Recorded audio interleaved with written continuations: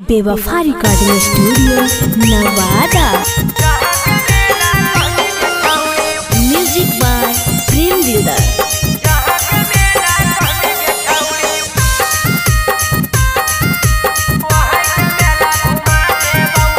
Mix by Chhotelal बाबू।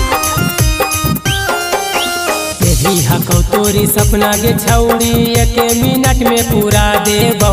जे भी हकौ तोरी सपना के छौड़ी एक मिनट में पूरा देबौ। जहाँ के मेला कहमी के छौड़ी वहाँ के मेला घुमा देबौ।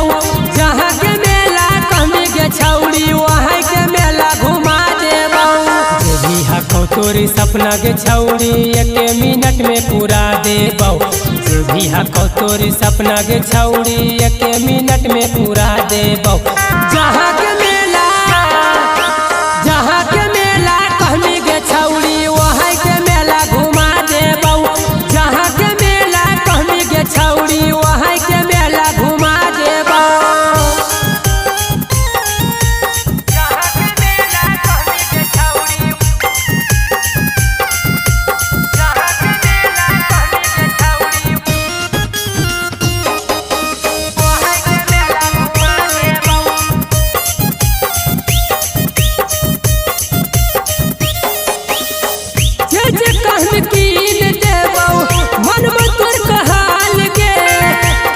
बढ़िया साजल हा कई दुर्गा मैया पंडाल गे।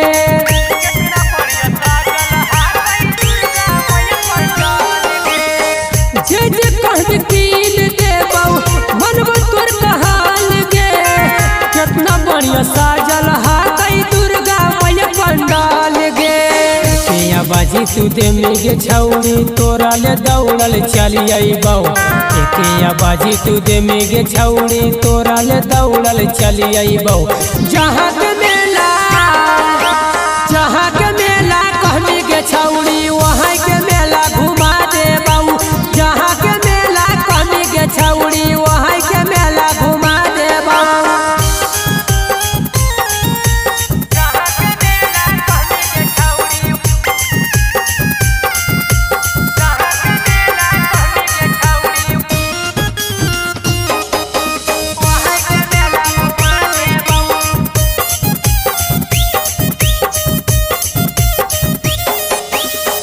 घर से अकेले अइहा केकरो न ले अइहा। आवे से पहले एक बार फोन करके बतइहा।